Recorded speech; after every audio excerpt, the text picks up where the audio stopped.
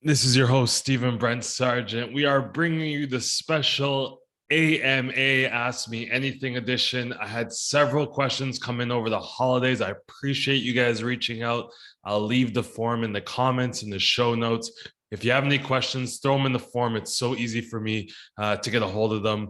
I'm just going to go through these questions. I haven't even taken a lot of time to look at them and provide much, thought into them. I really want to go off the top, off the dome, freestyle, and just get into them. So the first question, Stephen, how should I present my achievements without sounding arrogant?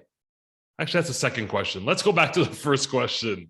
First question, how to overcome stress and sound natural during the interview process. Now, I've been a hiring manager in many interview processes. As a recruiter, I've also had the opportunity to have a lot of preliminary conversations. And here's just my general thought. If I asked you what you had for breakfast, it would probably be fairly easy to answer, right? You wouldn't be stressing out. You wouldn't be sweating. If I said, walk me through your day-to-day job, you wouldn't be stressed out. You wouldn't be nervous. You would sound natural. You would say, I did this, I did that, and I did this. I think the reason that people are stressed out during an interview process is because they're trying to give information that might be outside of their lane. And I think that's where you run into trouble. So for example, myself, if I'm going into an interview, first of all, I feel like the leverage is both ways. We both have leverage. The employer has a position that I'm obviously interested if I'm sitting there having an interview. And hey, I have a skill set that the employer is obviously interested to help them fill that role. So I don't feel desperate for a job. I don't feel that they have any more leverage than I do. And I think once you get to that confidence level, you will sound very natural because now it's just a conversation. They're going to explain to me the role, the things that make it interesting for them, and the reason why they would want me or what they need me to do in the role. I, based on my understanding of the role, will give them my transferable skills from my previous or current employment. I'll talk to them about some of the things I've done because I've done my own research about the company. And I just did an episode, you can go back to the other one, about how to research a company to see if it's legit. You would use the same practical skills. You would use the same best practices in order to research a company for an interview. So I've already done my prep about this company. I know who their competitors are. I know what their struggles are. I know what their challenges are. And I know what solutions I can bring to the table. So there's nothing to feel nervous about. I think people feel nervous is because they're generally just really wanting the job and they think the employer has all the leverage. And you give that off in an interview process. It's like an aura that you present, an energy that you give. But if you're coming in confident the way I'm telling you that you should be coming into confident, especially in the job market that we're in now, you should be even more confident because the talent and candidate pool is fairly shallow right now. And if you're actively looking for a job, you're going up against a lot less, I think, competition that you would normally in an interview process. So when I go into interview, I'm talking about things I know. I'm talking about usually blockchain investigations, cryptocurrency compliance, regulatory requirements, things like the travel rule. I understand if they're an exchange, etc., etc., etc. There's nothing for me to be nervous about because this is the stuff I know. This is the stuff I research. Now, if I'm applying to a position about, let's just say, anti-bribery and corruption, I'm not going to be able to speak confident. I'm not going to sound natural. A, because I don't know that subject very well. B, I'll be using a lot of filler words and buzzwords because I don't know that situation very well. And I can't talk to my experiences or any historical of events that I've been involved in that are related to that subject matter. And I think that's what a lot of people do. They apply for jobs that really aren't suited for them. Really, they don't want, but they just want a job. And then that's when they sound very unnatural in the interview process because they're trying to convince the person on the other side that they could do the job, even though they don't have the experience. They're trying to exaggerate some of their skill sets, even though they don't have the experience or they've never done it in the current role. And trust me, as the person that's been on the other side of the table, we can tell. We can tell when you're exaggerating We can tell when you're lying. We can tell when you don't know what you're talking about. So stick to what you know. And the first step of doing that is apply to the jobs that you actually want, that you studied for. But if you're applying to jobs and you haven't done any certifications in regards to that job, especially when it comes to things like blockchain investigations, a lot of people want to get into crypto, but they haven't taken the certificates, or let's face it, they took a lot of fluffy certificates that give you the overall scope of the industry, but doesn't get into the nitty gritty that you're actually going to need for on the job practicality. We can tell that. We can also tell when you haven't done any research. When you say things like cryptocurrency is the future, that is a telltale sign that you have no idea what you're talking about. You've done very little research on the subject. You don't know what the suspicious indicators are, the typologies are. You haven't bothered to pick up the crypto crime report from Chainalysis or the typology report from Elliptic. You've never listened to a TRM talks. You've never been to a webinar, because that would be the last thing you say in an interview, because you would already know that. That would be a given. That's like saying the sky is blue or the earth is round, right? Like, this is a given information. So the way you overcome stress is there shouldn't be anything to be stressful if you're talking about what you know. And even if you don't know all the things that were on that job requirement, trust me, if you're talking confidently about the things that you know, you come off more confidently. If you've done the research about the things in that position that you want to do, you also come off more confidently. And that leaves a very good energy across the board. They'll also know, like, hey, Stephen has A, B, and C gaps, but we can support him here. Someone with this kind of attitude, we can support him there. And it's funny because my wife just went through this process, and, the recruiter is like, oh, you don't have this, you don't have that. And even the employer that hired her said, there are a couple gaps here that you don't know, but we're willing to mentor you, because she explained what she knew very well. And she was really confident in what she knew. So she didn't have to pretend like she knew those things. They identified the gaps. She agreed with the gaps, and that's what they'll work on when she's in the job, because it doesn't matter how much experience you have, how many courses you took, how many degrees you have, you still have to learn on the job. There's still going to be some gaps on the job. So to overcome stress and sound natural during the interview process, it's to treat it like a conversation. And another thing people should be practicing is exactly this. I'm recording a conversation essentially with myself. I'm hopeful some of you will listen to it, but essentially I'm just recording myself talk to me. I've been doing this for over a year and a half now. I get better every time I talk. I listen to myself. I probably say a lot less than I normally do. Get comfortable speaking to other people. Get comfortable having more conversations. Get comfortable presenting. Do mock interviews with your friends, with colleagues, with your, with your brother. Do more interviews. You'll feel a lot more comfortable. I have the most conversations in this industry. I'm going to put it out there. Shots fired. Prove me wrong. I have the most conversations with people in the industry, so I'm super comfortable talking. And that wasn't always the case. If you go back and listen to 2017, some of my AML audio, my first podcast, you'll notice a difference between then and now. It's more experience having conversations, more confidence speaking in public. And that's what you need to do. If you're not confident speaking in public or to other people, it shows up in the conversation. And whether you can do the job or not having that confidence into the conversation is a real detriment to you, because the people that do sound confident are going to beat you. It doesn't matter how much work experience you have. Trust me, we just went through several interview processes with a number of clients. It doesn't matter that you have 8-9 years experience. If you're not sounding confident in that interview, if you don't have the knowledge, whether you have 3 years or 19 years, it's going to show up in the interview process when they ask you questions. That was question number 1. Thank you very much. I know the person that submitted this question, amazing professional. He should definitely not be nervous at all, because he's one of the best blockchain investigators in this industry. And that's why I've already told him that you need to work on that confidence, because he should definitely not be nervous or stressed out in the interview process. Question number 2, how should I present my achievements without sounding arrogant?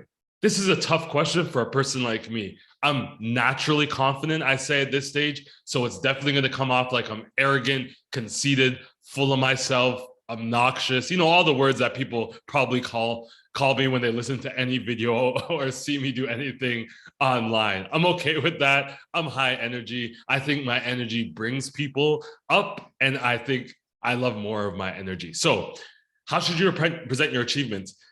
This is a tough one because I think that you should acknowledge what you've done and what you are looking to do. So for me, I talk about things that I've contributed to. So it's not necessarily just my achievements. Like, I've done all the certifications I think possible with Chainalysis.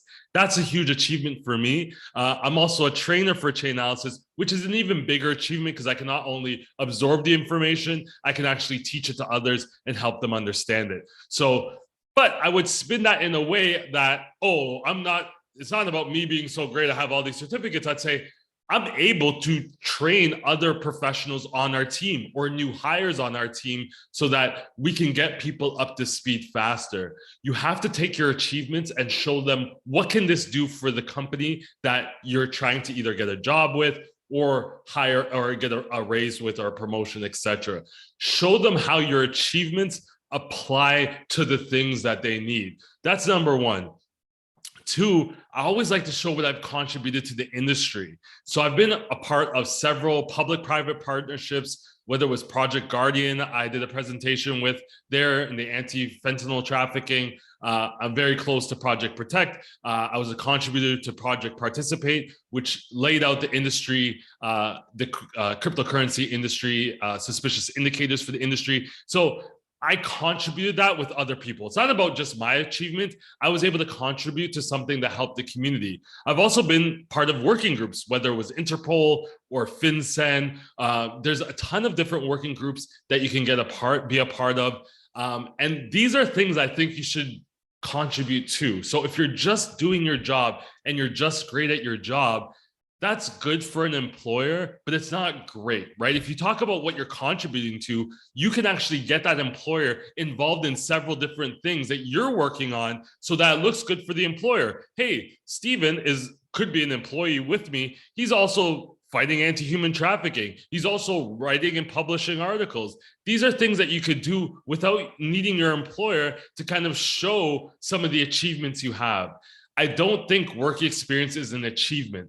I think maybe showing how you've progressed in the industry, showing how you were able to, they always say slay a dragon, show how you were able to resolve situations, show how you've grown over the past, whether it was receiving performance coaching, which is something that I have done, whether it was going to seminars, webinars, whether it was speaking at conferences, whether it was making connections with industry players. These are all things that are extremely important and you can talk about without being like Steven, brag, I'm so great. Talk about what you're doing with other people in the industry. Super important, and I think that would be helpful. Question number 3, how to gently discuss compensation, raise, inflation-related questions, I'm assuming with your employer. The first thing I would do is not bring up inflation. Inflation has nothing to do with you. Inflation has nothing to do with your employer. And the best way to beat inflation is to make more money. It's just like saying, how do I discuss personal taxes with my employer? Like, that's your business. If your tax bracket is all of a sudden higher, should your employer pay you more? Like, that's what I feel about inflation. Yes, there's inflation. Yes, there's some companies that accommodate a percentage every year for inflation. You should be making much more than that. That inflation is not even part of the conversation. And the reality is, inflation is not a part of the conversation in my eyes.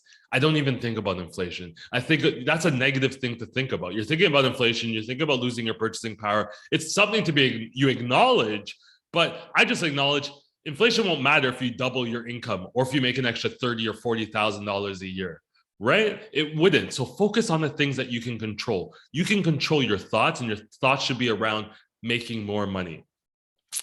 Discussing compensation is one of those strange things, especially when you're discussing raises.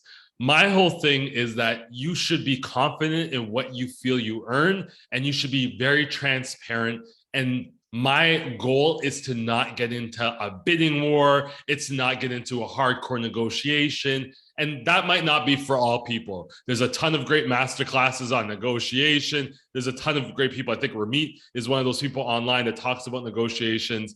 He also talks about raises. My strategy is this, and I'll be very transparent of what happened with me and Bitfinex. So when I applied for Bitfinex, before the topic of money even came up in the conversation, I reached out to one of the best in the industry, one of the best technical cryptocurrency recruiters, Nako Mabele. Look her up. She's one of the best. I think the company's fintech recruiters, but I could be wrong. I'll put it in the show notes. So I reached out to Nako and I said, hey, like, can you give me an idea of what the salary ranges is in the market? So she gave me a market range and that was the amount she gave me. She said, hey, this is the market. If you have no experience, but, I don't really know compliance jobs. So like you have to hedge. There might be a difference. Percentage is not a ton of compliance jobs that are out there. So, and every company is different. So when I went to Bitfinex, they obviously asked what are my salary expectations? And I actually turned it back to them and said, you let me know what you would feel comfortable paying. Yes, that's a very ballsy move for my first foray into the industry. As I said, a lot of things that I do is based on my confidence level. I was super confident. I knew the rate. And my thought process is this: if they gave me the market value, cool, there's no conversations. I'm not negotiating higher or lower. You come in at the market value, that means you at least respect me enough. You're not trying to lowball me, and you come in proper. If they came in $5,000 less or $5,000 more, once again, I was going to accept the amount as a show of goodwill. They came in strong. Let's do it. And of course, they're probably surprised by this tactic, so they push back like, no, tell us what you really want. And I said, no, I know what the market value is. You tell me what you feel comfortable paying me. I don't want to go back and forth in negotiations. And the reason why I did this is because I put the ball in their court. If they wanted to lowball me, this is not a great strategy for them to lowball me right off the bat. Because then it's like, I know what the market value is. If they came in too low, then it's like, you know what? I probably wouldn't even have a conversation with them, because that's not the type of company I'd want to work for. Someone that's going to lowball their employees or professionals or consultants, etc. Bitfinex came in at the exact market value, the exact to the dollar converted market value. I respected that so much. There was no back and forth. I didn't say, oh, I want $5,000 more. The reality is my confidence knows that even if I'm not getting the exact amount I want, I know I can make more within a short period of time. When I started at HSBC, they were paying me, I think it was $25, $27 an hour, super low compared to all the other professionals that were coming in and getting, I knew what they were getting paid. They're getting paid 35, 45. This is really early 2015-ish. I don't exactly know. This is 2016, 17 maybe. So it was fairly low market value, but I knew, like, you give me an in, I'm going to come wreck up shop and I'm going to make more money, whether it was with HSBC or not. And I ended up getting paid really well with HSBC before I jumped to Bitfinex. So you have to be confident with the number that you have in mind. And I would approach the employer and lay it all out. Listen, if you have blockchain investigations experience, you're a hot commodity right now. So I would go in real with my employer and say, listen, I know I'm a hot commodity. I know I could probably get 10, 20, 30,000 more, 100,000 if I wanted to venture off to maybe someone like Binance. But I actually really like our relationship here. I like the working conditions. I'm not here to haggle with you. I'm not here to use leverage or to like threaten you to go somewhere else. But I would really love to discuss my compensation with you, because I'd love to stay with this organization and not even pursue any of the other opportunities out there and build within the organization. So this is the amount I feel that I deserve right now. And this is the amount I feel that I could deserve later on or a year from now. And let's set out some milestones so that I can make sure I'm hitting those in order to receive that next raise. So I'd already be talking about the raise after the one I'm requesting now, is because I want to build out almost like a milestone or a roadmap as to how I see my career progressing within this company. That's tough for a lot of people to do. They don't feel comfortable doing that. But it's also based on timing, right? If an organization has hundreds of thousands or hundreds of professionals in the compliance program, and you're just one of many, you're not going to have as much leverage. You're not going to have as much power going into those negotiations or requests. However, if you're working for a small, lean team in blockchain investigations, I feel like you have a little bit more leverage, a little bit more wiggle room to have a conversation as long as you're doing the work, right? This is all based on doing the work. And what I would suggest most professionals do is do your work, do a little bit above your work and beyond your work, but also think about what you're doing outside of your work. Think about the value you're building up within the industry. Because when you go to ask for a raise and they see how much you're valued in the industry, they're a lot more likely to give you a raise or to want to keep you in there, because then you turn into what's called a flight risk. You might leave them. And trust me, the expenses of trying to hire someone right now in blockchain investigations is enormous. A, there's not a lot of great people out there. B, many of those people do not have any kind of experience. And C, it's just a hassle hiring anyone and going through an interview process. D, even if you get someone really great in the interview process, like, you got to close them really quick because offers are coming in from everywhere. And people are probably going to be throwing in a lot more money than you have to offer new professionals. And that's why I think, and in some of my posts, I think it was yesterday, about taking care of the employees you have right now. That is the most important. If you are a hiring manager, if you are worrying about hiring outside of your organization and you're in blockchain investigation, you should be looking at who's my core team right now and are they happy? And if they are happy, is there things I can do? What motivates them? What can I do to enhance their experience at my employer? Because trust me, people are in their inbox every single day. I get requests 2-3 times a month for job opportunities. And I know I'm not the only one. I only have 3.5 years experience in crypto. So anyone that has within that range is getting berated by recruiters because it's so hard to find. And because it's so hard to find, the demand is high, supply is low, the cost per blockchain investigator goes up. So these conversations are actually really easy to have right now because the market is in your favor. And it's not about trying to go in there and threaten, like, give me this or I'll leave. It's about having a realistic conversation. And I think the caveat, the big disclaimer, is that you have to be able to be prepared to walk away. So if your organization isn't giving you what you want, if you're not making enough money, you have to be able to walk away and take maybe even less money to build up your career somewhere else. It's very risky business. Once again, this is the way I think. This is the confidence I have. I hope this answers your questions. These are 3 really great questions. I think this would help anybody. And I think it's all about your confidence level. You have to look at the person in their eyes and be, listen, you have to be transparent as possible.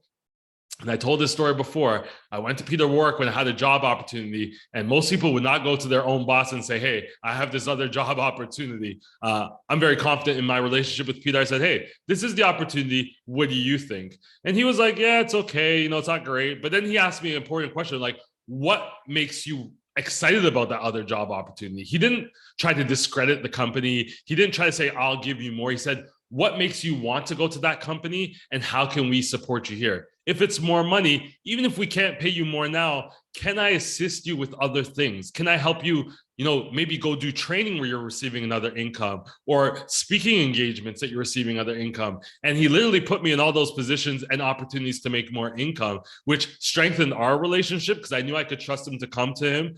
But I also didn't come to him with like, I have this other opportunity, you better pay me more or I'm going to walk out. You can't come with, it's all about your intent, your attitude, and your confidence. I was confident that I could go to him and have a real conversation. You should be working with bosses and leaders that you can have real conversations and sit down with them and say, hey, listen, these are the other opportunities I see.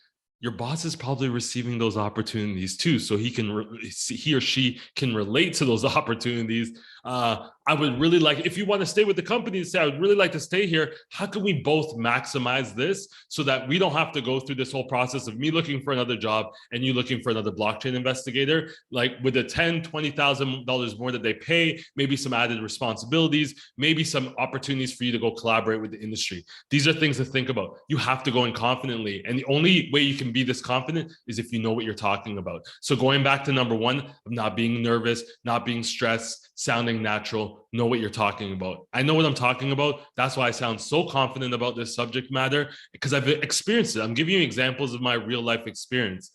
This is hard to do if you have no experience, you've never done an investigation, and you're trying to negotiate for your first job. Yes, you may get through an interview process, but trust me, I've seen interviews go, a lot of these interview processes are 2, 3, 4 interviews long. By the third interview, they're going to be able to figure out you may not be as strong as you look on your resume, and it's going to be it. I hope this helps everybody. Reach out to me if you have any questions. I'd really love to do some like mock interviews with people and help them out. I really wish I had more time, but reach out. And if you shout out, maybe leave a comment in my YouTube, maybe hit me up and leave a review on my podcast. I'll take care of you. Shout out once again to Russ and Tana for always lighting up the comment section in my YouTube. It's much appreciated, especially because both of those people I speak to constantly, whether it's through LinkedIn DM or Russ, who works with me on Slack. I appreciate you taking the extra time to show some love in front of the rest of the community. It means so much to me. And I encourage you all to do that, not just with me, with anyone that you're receiving or engaging with their content. Show them some love out there. Super easy, doesn't cost you a thing. And it makes the person making the content feel amazing. Talk to you guys soon.